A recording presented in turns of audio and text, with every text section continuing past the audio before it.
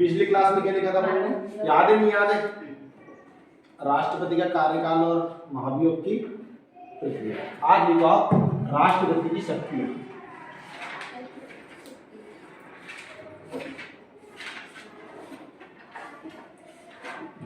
इसके लिए पहले अपन एक चार्ट बना लें ताकि आसानी से समझ में जाए। एक होती है कार्यपालिका अथवा प्रशासनिक,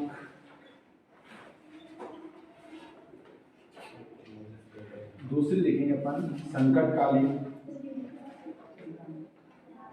और संकटकालीन जो शक्ति है उसमें अपन पढ़ेंगे अनुच्छेद 352,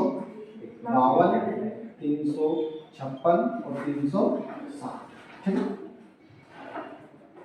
कार्यपालिका शक्ति में बहुत से प्रकार के उसमें भी प्रकार बताए गए हैं, तो उसमें देखना आप पहली सॉरी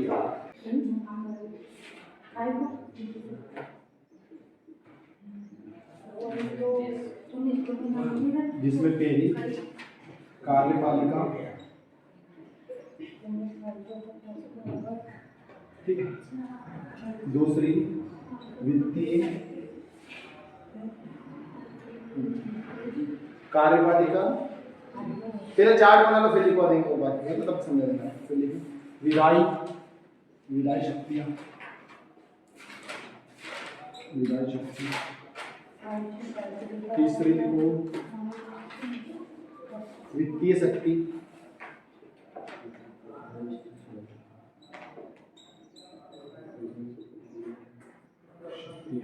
ऐसे कर लेना। चौथी लिखना न्यायिक शक्ति,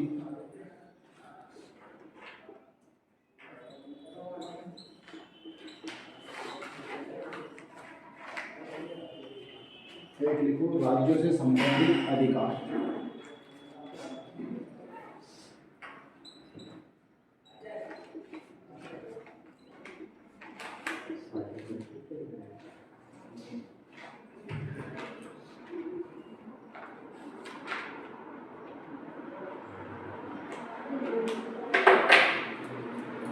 तुमको लिखो फटाफट, फिर एक एक करके लिखाऊंगा।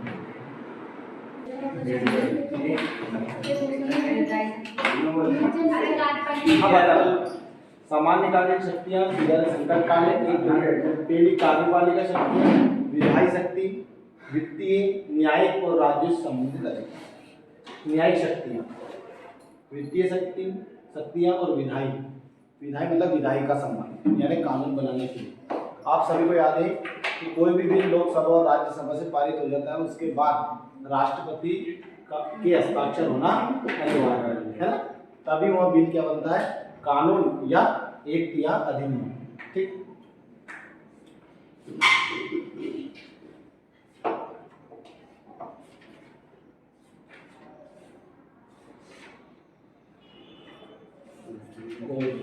कार्यपालिका शक्ति में याद है नाम मात्र की कार्यपालिका कौन है, राष्ट्रपति। और वास्तविक शक्ति किसमें बेटा बात, और वास्तविक शक्ति किसमें होती है, प्रधानमंत्री और उसके मंत्रिपरिषद। ठीक है,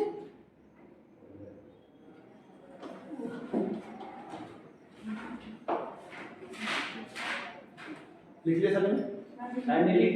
लिख लो जल्दी। अनुच्छेद 360 है ना,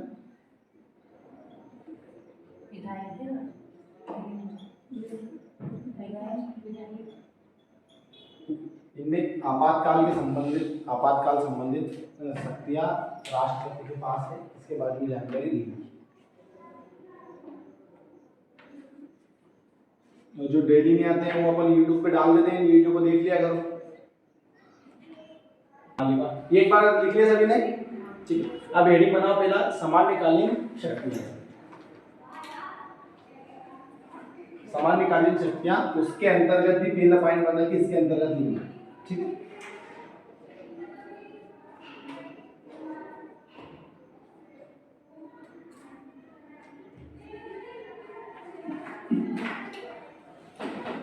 लिखो संघ की सर्वोच्च कार्यपालिका, संघ की सर्वोच्च कार्यपालिका शक्ति राष्ट्रपति में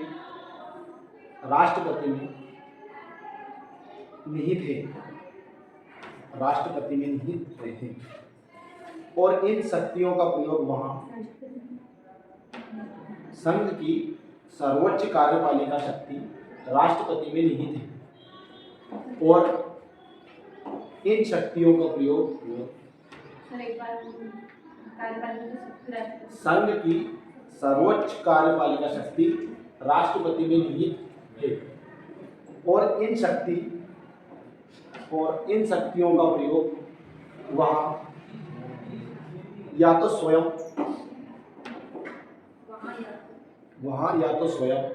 या मंत्रिपरिषद के अनुसार करता है।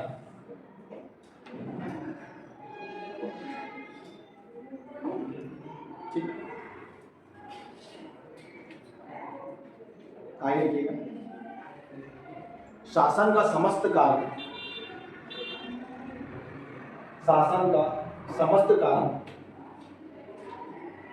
राष्ट्रपति के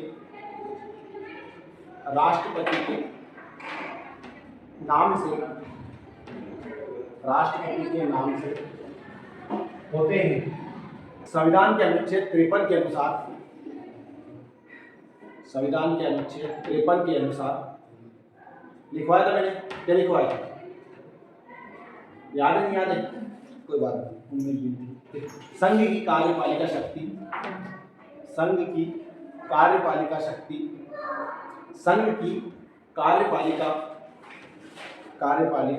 शक्ति राष्ट्रपति में निहित होगी। ठीक। और अनुच्छेद 74(1) क्या बताया था मैंने आपको कि जो राष्ट्रपति में शक्तियां हैं वो किसके कहने पर प्रयोग करेगा? वो प्रधानमंत्री और उसकी मंत्रिपरिषद के अनुसार। ठीक है, अब नीचे लाइन से लिखना। इस प्रकार शासन का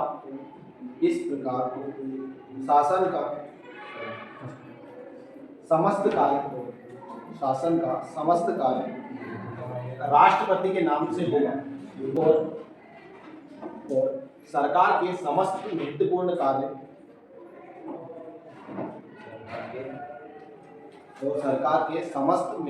क्या कार्य लिखा? क्या निर्णय लिखा? कार्य या निर्णय की बात, निर्णय का लिखा। सरकार के महत्वपूर्ण निर्णय उसके माने जाएंगे। किसके नाम पर माने जाएंगे? राष्ट्रपति के नाम पर। निर्णय कौन लेगी? सरकार, है ना, ध्यान रखना।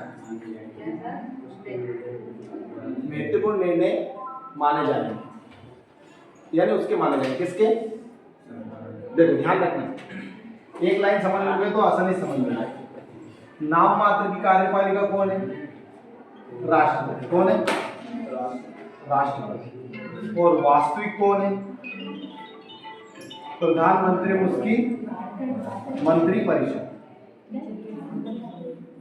ठीक, अगर ये बात आपको याद रहेगी तो ये बात पूरी समझ में आ जाएगी। निर्णय कौन लेगा? सरकार। पर किसके नाम से होंगे? राष्ट्रपति। जो भी विदेशों से हस्ताक्षर होते हैं, संधि होती है, कुछ भी होते हैं, समझौता होता है, वो सब किसके नाम से होते हैं? राष्ट्रपति के नाम से। पर उसका निर्णय कौन लेती है? सरकार। पॉलिसी निर्माण का कार्य किसका होता है? सरकार का। सरकार यानी प्रधानमंत्री ले लो, और राज्य में लो तो मुख्यमंत्री ले लो, है ना। अगर केंद्र में लेंगे तो राष्ट्रपति रहता है मुख्य, और प्रधानमंत्री उसकी मंत्रिपरिषद।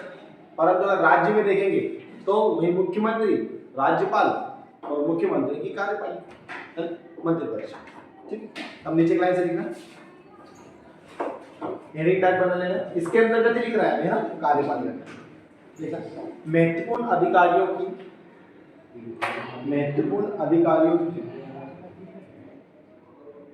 नियुक्ति या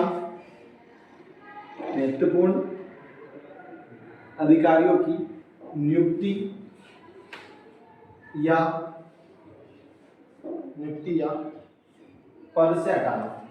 नियुक्ति मतलब ज्वाइनिंग देना, पद से हटाना मतलब पदच्युत भी बोलते हैं उसको।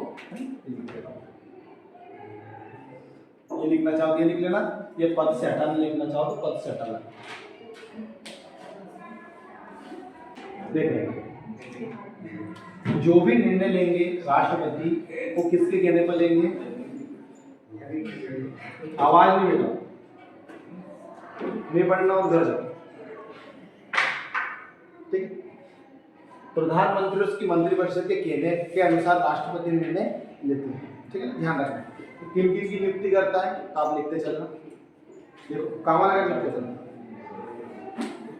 प्रधानमंत्री लिखना, प्रधानमंत्री कामा लगाना, उसकी सलाह से, प्रधानमंत्री उसकी सलाह से अन्य मंत्रियों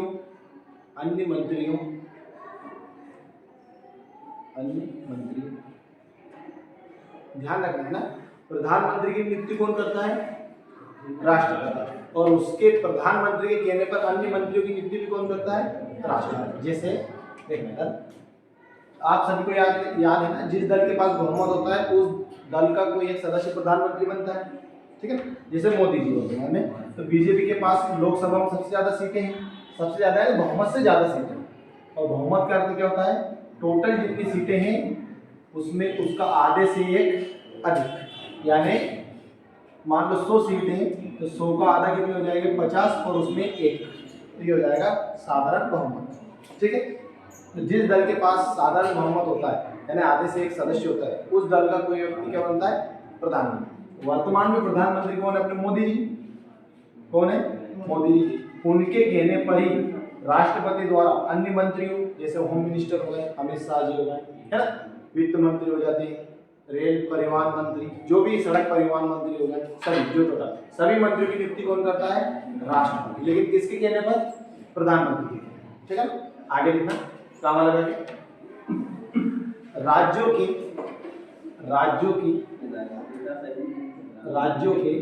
राज्यपालों यानी राज्यपाल की नियुक्ति भी कौन करता है? राष्ट्रपति। कौन करता है? राष्ट्रपति। ठीक है, राज्यों के राज्यपाल, कामा लगाना, आगे लिखना। उच्चतम न्यायालय, उच्चतम मतलब सुप्रीम कोर्ट, और उच्च न्यायालय मतलब हाई कोर्ट। उच्चतम न्यायालय और उच्च न्यायालय, यानी उच्चतम न्यायालय मतलब सुप्रीम कोर्ट और उच्च न्यायालय मतलब हाई कोर्ट। आप सभी को याद है सुप्रीम कोर्ट की संख्या कितनी है भारत में? कितनी सुप्रीम कोर्ट है भारत में? याद है नहीं याद? एक। कितनी है? एक। लेकिन हाई कोर्ट की संख्या हर राज्य में हो ऐसा जरूरी नहीं, हर राज्य में है ना, और हर राज्य के लिए शायद लगभग 26 है वर्तमान में। कितनी हाई कोर्ट है? 26। जैसे मध्य प्रदेश में कहाँ पर है? Jabalpur high court. लेकिन पूरे भारत के लिए सुप्रीम कोर्ट और राज्य के लिए हाई कोर्ट। ठीक है, लिखो आगे। तो आपने क्या लिखा? उच्चतम न्यायालय तथा उच्च न्यायालय के न्यायाधीश मतलब जज किस लिखे आ रहे? न्यायाधीश, कामा लगाना। महालेखा परीक्षक,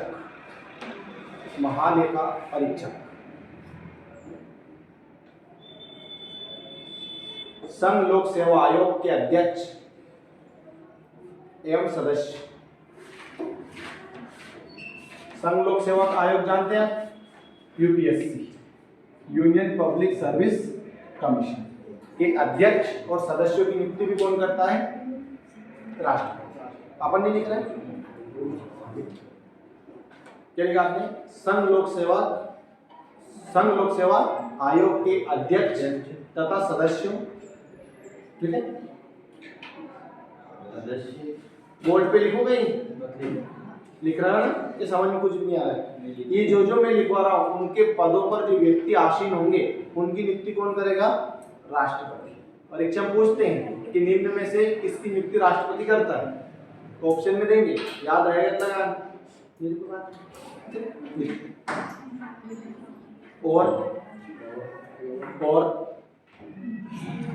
और विदेशों में राजदूत, विदेशों में राजदूत। ये राजदूत गाड़ी नहीं है ना। जैसे उदाहरण के तौर पर हर देश में एक भारतीय राजदूत होता है। कभी वहां पर कोई भारतीय रह रहे हैं और कभी उनको जरूरत लगे तो किससे संपर्क करना रहता है उनका? राष्ट्रपति। राष्ट्रपति द्वारा, देखना, राष्ट्रपति द्वारा इन अधिकारियों, राष्ट्रपति द्वारा इन अधिकारियों की नियुक्ति, राष्ट्रपति द्वारा इन अधिकारियों की नियुक्ति प्रधानमंत्री और उसकी मंत्रिपरिषद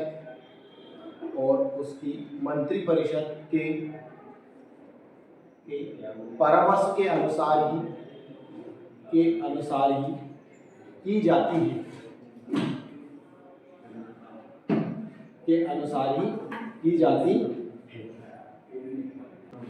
और एक बात याद रख लेना सभी, कभी मान लो, लिखना नहीं, वो याद रख लेना, कभी कुछ ऐसी स्थिति बन जाए कि किसी भी दल को बहुमत ना मिले। क्या नहीं मिले? किसी भी दल को बहुमत नहीं मिले, मतलब प्रधानमंत्री बनने के लिए जितने सीटें चाहिए उतनी सीटें ना मिले, तो राष्ट्रपति अपने विवेक से जिस दल के पास ज़्यादा सीटें रहती है उस दल के किसी एक व्यक्ति को प्रधानमंत्री बनाते हैं। ठीक है, ये याद रखिए, ये राष्ट्रपति के विवेक पर निर्भर करता है। ठीक है, कोई निर्दलीय खड़ा होता है और वो जीत जाता है, अगर वो पार्टियां उसमें मतलब मिल सकता जरूरत पड़ती है, नहीं मिला है तो फिर क्या करें? मतलब वो जब जरूरत पड़ती है जब भी मिले थे, जैसे भारत तो कोई दिक्कत नहीं मिलते तो वो उसका सदस्य बन जाते हैं, तो वो विधानसभा का सदस्य रहेगा। वो जरूरी नहीं वो बीजेपी ज्वाइन करे, कांग्रेस ज्वाइन करे, ऐसा कतई जरूरी नहीं है कि कोई भी व्यक्ति जीतता है तो उसे बीजेपी ज्वाइन करनी पड़ेगी, कांग्रेस या आम आदमी पार्टी, ऐसा कुछ नहीं। निर्दलीय का मतलब होता है निर्दलीय, किसी भी दल का नहीं, पर वो जीता तो विधानसभा का सदस्य तो रहेगा, लोकसभा में जीता लोकसभा का रहेगा, राज्यसभा में जीता राज्यसभा का रहेगा। अभी बताइए कि क्या सरपंच जो चुनाव लड़ते हैं वो क्या किसी दल के होते हैं? नहीं होते, और जो जीतता है वो सकता। तो ऐसा जरूरी नहीं बीजेपी ज्वाइन करनी है, कांग्रेस ज्वाइन करनी है, ऐसा कहीं भी नहीं। अगर आप जीते निर्दलीय तो आप विधायक रहेंगे, और अगर आप सांसद पद पर चुनाव जीते तो सांसद रहेंगे। प्रधानमंत्री के चुनाव में ऐसा संभव नहीं है, ऐसा संभव नहीं है ना, हो ही नहीं सकता है, कैसे होगा? लोकसभा राज्यसभा का सदस्य चुनाव अनिवार्य होता है, इसमें भी राष्ट्रपति को तो होता ही नहीं, राष्ट्रपति को नहीं होता है, वो राष्ट्रपति लोकसभा सदस्य बनने के योग्य हो इतना लिखा हुआ है, उसका सदस्य होना जरूरी है।